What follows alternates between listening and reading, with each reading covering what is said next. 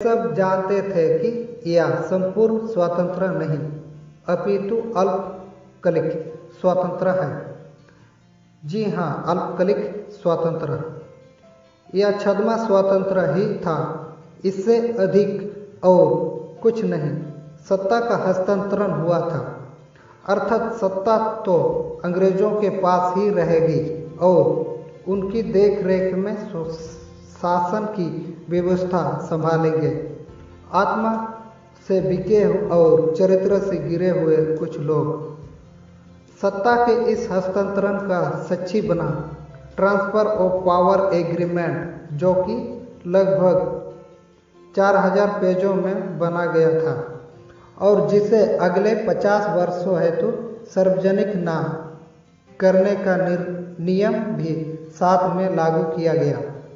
सन 1957 में इस एग्रीमेंट को सार्वजनिक होने से बचाने हेतु समय से पहले ही तत्कालीन प्रधानमंत्री श्री इंद्र कुमार गुजराल ने इसकी अवधि 20 वर्ष और बढ़ा दी और यह 2019 तक पूर्ण सार्वजनिक होने से बच गया।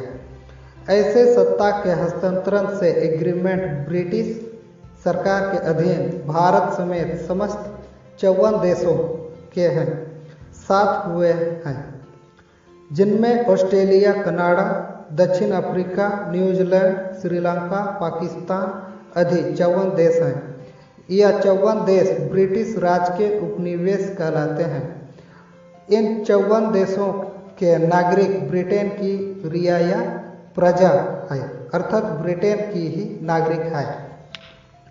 इन 54 देशों के समूह को राष्ट्रमंडल के नाम से जाना जाता है, जिसे आप कॉमनवेल्थ के नाम से भी जानते हैं, अर्थात संयुक्त संपत्ति। यदि आप सबको कोई आशंका हो तो उदाहरण के तौर पर आप यूँ समझ लें कि ब्रिटेन समेत सभी ब्रिटिश उपनिवेश अथवा राष्ट्रमंडल देशों के भारत में विदेश मंत्री तथा राजदूत नहीं होते, अपितु विदेश मामलों के मंत्री तथा उच्चायुक्त होते हैं। और ठीक इसी प्रकार भारत के भी इन देशों में विदेश मामलों के मंत्री तथा उच्चायुक्त ही होते हैं।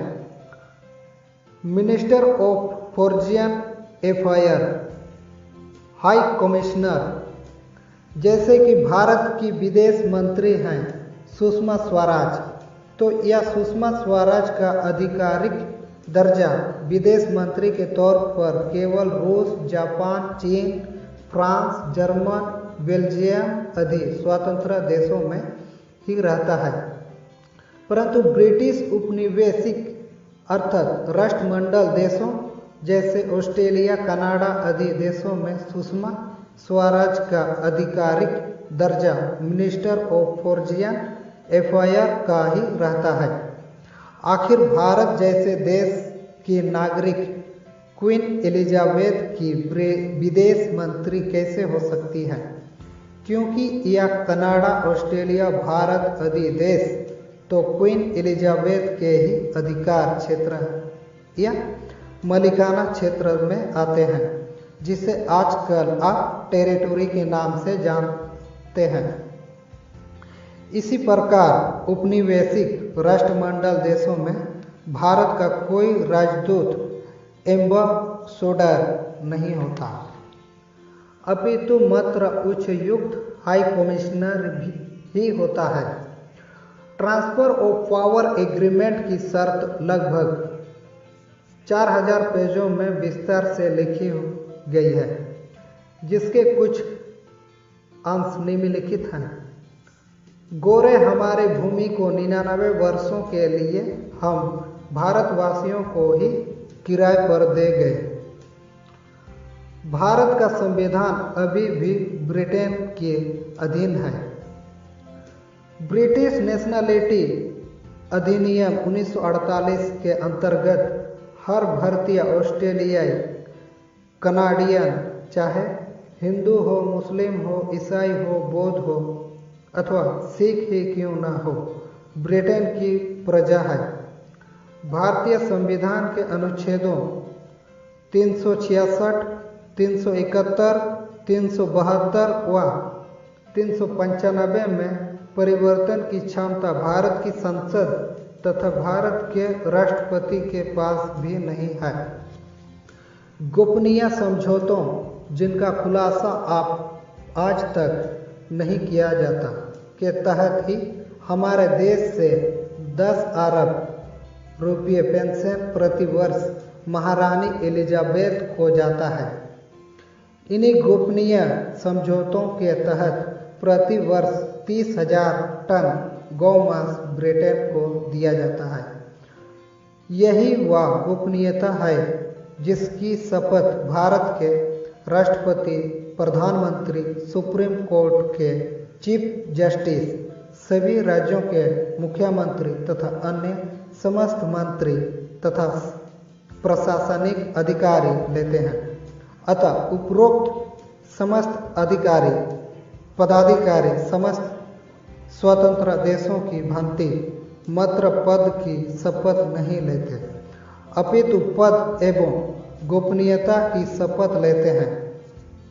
अनुच्छेद 348 के अंतर्गत उच्चतम न्यायालय व संसद की कार्यवाही केवल अंग्रेजी भाषा में ही होगी। राष्ट्रमंडल समूह के किसी भी देश पर भारत पहले हमला नहीं कर सकता। यही वजह है हम पाकिस्तान पर आक्रमण नहीं कर सकते हैं। कारगिल में हमने सिर्फ जो जमीन पाकिस्तान ने हथियाई थी उसे वापस पाया है। भारत किसी भी राष्ट्रमंडल समूह के देश को जबरदस्ती अपनी सीमा में नहीं मिला सकता। ऐसे बहुत से नियम एवं शर्तों लिखित रूप से दर्ज है ट्रांसफर ऑफ पावर एग्रीमेंट में, और यदि भविष्य में भारत किसी भी नियम या शर्त को भंग करता है तो